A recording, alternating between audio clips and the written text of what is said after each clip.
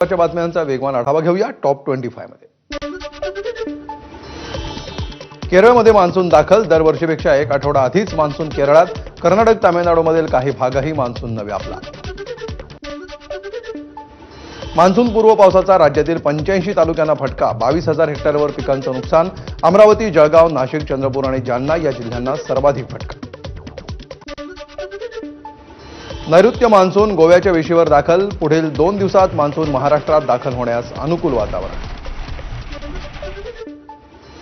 सोलापूर जिल्ह्यामध्ये दुसऱ्या दिवशीही पावसाच्या सरी कायम, पंढरपूर, सांगोला, करमाळा, माढा, माळशिरस या सर्व तालुक्यामध्ये पावसाच्या जोरदार सरी।